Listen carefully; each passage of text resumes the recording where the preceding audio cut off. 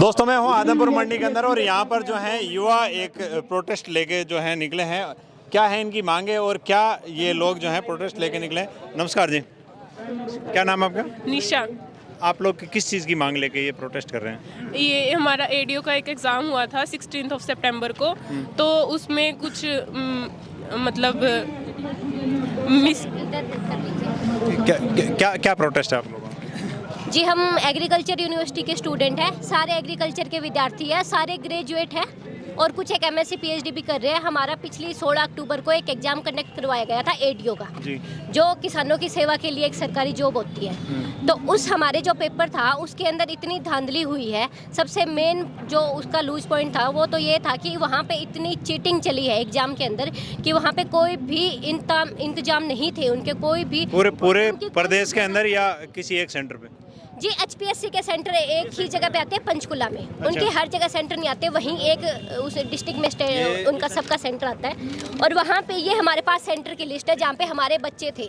इनमें प्रूफ है कि वहाँ पे ये नकल चली है। एक बच्चा है जो 1 घंटे बाद आ रहा है। किसी भी गवर्नमेंट जॉब के एग्जाम में 1 घंटे बाद किसी को भी एंट्री लेने का कोई हक नहीं है। एक स्टूडेंट है जो अब्सेंट है, कोई एक अधिकारी आता है उसकी सीट ले जाता है, बोलता है कि मैं खुद अब्सेंट मार्क कर दूंगा। एग्जाम चल रहा है, आधे घंटे बाद एक स्टूडेंट फ़ोन निकाल के है कि मैं गलती से अपने साथ ले आया। जी, वहाँ पे कोई भी मेटल डिटेक्टर नहीं था, किसी भी प्रकार की सुरक्षा नहीं थी उनकी कि कोई भी बच्चा। अब इस भर्ती का क्या रिजल्ट डिक्लेयर हो गया? जी, इसकी आंसर की आई है, अभी तक इसका कोई रिजल्ट डिक्लेयर नहीं हुआ। रही बात रिजल्ट की, तो उसका जो पेपर पैटर्न था हमें सिर्फ 40 दिन पहले सिलेबस दिया जाता है, और वो भी सिलेबस दिया जाता है यूपीएससी ऑप्शनल एग्रीकल्चर का। यूपीएससी जो सबसे हाई लेवल की जॉब है उसके लिए, और ये एक ग्रेजुएशन बेस की जॉब है उसके लिए। तो दोनों के जो सिलेबस है उनके अंदर वैसे कोई मेल नहीं होना चाहिए, फिर भी इन्होंने हमें यूपीएससी का सिलेबस दिया। बच्चों ने फिर भी उसके अकॉर्डिंग तैयारी की, लेकिन जो पेपर का पैटर्न था वो इन्होंने इस प्रकार सेट किया कि उसमें सिर्फ 20 से 25 क्वेश्चन थे जो खेतीबाड़ी से रिलेटेड थे, जो हमारे कृषि विभाग के क्वेश्चन थे।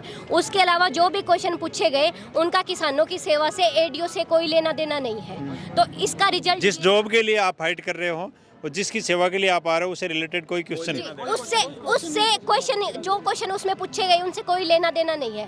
दूसरा, उन्होंने हमारे आगे एक कंडीशन रखी थी स्टूडेंट्स की एलिजिबिलिटी के लिए कि जो भी रिजर्वेशन कैटेगरी है उनको चाहिए 45% मार्क्स, और जो भी अनरिजर्व जनरल कैटेगरी है उनको चाहिए 50% मार्क्स इस एग्जाम को क्लियर करने के एग्जाम को क्लियर करने के लिए, और with negative marking, 5 option with negative marking और 40 दिन का टाइम। और इसका रिजल्ट ये हुआ कि उन्होंने पेपर पैटर्न इतना हाई कर दिया कि कोई भी बच्चा इसको क्वालिफाई नहीं कर पा रहा। हरियाणा की एकमात्र इकलौती एग्रीकल्चर यूनिवर्सिटी है और ये एशिया की one of the biggest university में आती है। इसके स्टूडेंट ही इस पेपर को क्वालिफाई नहीं कर पा रहे, तो फिर इसके लिए एलिजिबल कौन है? और एचपीएससी अपने बाहर के अदर स्टेट के नुमाइंदों को पैसे लेके यहाँ पे बिठा देती है, तो सर उसके अंदर लैंग्वेज बैरियर भी होता है। हरियाणा के किसानों को हरियाणा के बच्चे समझ सकते हैं, सारे खेती-बाड़ी के बच्चे हैं, उनको ही पता है। कोई भी बाहर का बच्चा आ जाएगा उसको क्या पता होगा हरियाणा की किसी भी एग्रीकल्चर का। और ये सारे जो भी सरकार के नुमाइंदे हैं वो अपने पैसे ले लेके अपने बच्चों को बिठा देते हैं। आज तक किसी गांव में किसी को ये नहीं पता होगा कि एडीओ कौन है और कहां से आता है। मेरे गांव में नहीं पता होगा, मुझे खुद पता नहीं कि आप प्रोटेस्ट कर रहे हो लेके। तो ये एक तरह का मतलब इस जॉब के अंदर मतलब धांधलाबाजी हुई, लेकिन अब आप लोगों की क्या मांग है? जी, हमारी मांग ये है कि पेपर के जितने भी ये सेंटर है जो लिस्ट है इनकी निष्पक्ष जांच हो। पेपर है वो रद्द करके दोबारा कंडक्ट करवाया जाए। पेपर का जो पैटर्न है वो इसके अकॉर्डिंग सेट किया जाए कि बच्चों से खेतीबाड़ी के ही विषय में क्वेश्चन पूछे जाए।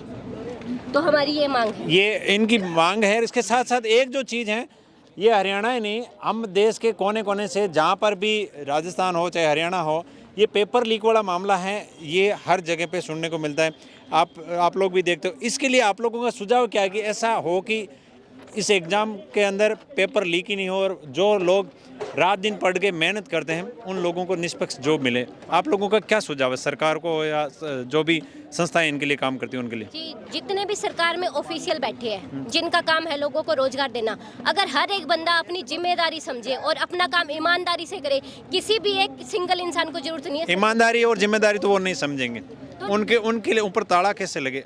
आप एक छात्र हो, आप लोगों की सोच के हिसाब से क्या हो ताकि आप लोगों को इस प्रकार फिर दोबारा ये परेशानी नहीं झेल? उनके ऊपर ताला सिर्फ सरकार ही लगा सकती है, हम नहीं कर सकते। हमारा काम प्रदर्शन आप का लोगों है। सुझाव हमारा सुझाव यही है कि सरकार जो भी है वो अपनी जिम्मेवारी समझे, किसानों के प्रति अपनी जिम्मेवारी समझे। हरियाणा है एक एग्रीकल्चर पे डिपेंडेंट स्टेट है, इसकी सारी अपनी जिम्मेवारी समझे और अपना काम ऐसे ईमानदार लोगों को दे कि हाँ वो बच्चों का साथ दे, ना कि वो अपने नुमाइंदों को लेके आए पैसे के बैग भर भर के। तो हमारा यही सुझाव है और जब तक ये हमें न्याय नहीं मिलेगा हम इस लड़ाई में संघर्ष में जारी रहेंगे। और हम एग्रीकल्चर के पढ़े लिखे स्टूडेंट हैं, कोई भी असामाजिक तरीका अपनाना हमारा काम नहीं है।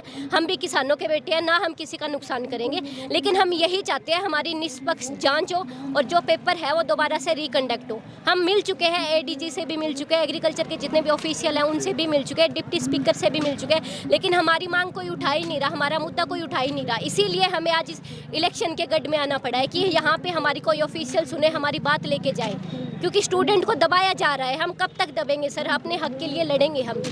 बहुत सुंदर इन्होंने बात बताई। और आदमपुर के अंदर ये जो है अपना मार्च निकाल रहे थे, हमारे को मिले। और हर जगह पे जहाँ पर भी हम जिस जगह पे जाते हैं तो पेपर लीक का मामला है वो जो मिलता है। दूसरी बात इन्होंने बताई कि जो सरकारी मुलाजिम है वो अपनी जिम्मेदारी समझे, लेकिन मेरा ये मानना है कि सरकारी मुलाजिम जिम्मेदारी ऐसे नहीं समझेंगे, उनके ऊपर इस प्रकार का कोई न कोई प्रतिबंध होना चाहिए कि जॉब जाने तक का डर होना चाहिए, तभी जाके वो लोग अपनी जिम्मेदारी समझेंगे। और इस प्रकार की चीज़ें हैं उनके ऊपर जो है नकेल कसी जाएगी। हर जगह पे हम देखते हैं छात्र कई वर्षों तक तैयारी करते हैं और उसके बाद में जब एग्ज़ाम का समय आता है तब ये सेम बीमारी पेपर लीक वाली फिर उभर के आती है और जो पढ़ने वाले लोग हैं वो पीछे रह जाते हैं और जो नकल करके आगे भागते हैं वो अपनी सफलता हासिल कर लेते हैं। यही सबसे बड़ा दुख है। मैं आपका भोजी भाई फिर हाजिर हूँगा, तब तक के लिए जय हिंद जय भारत।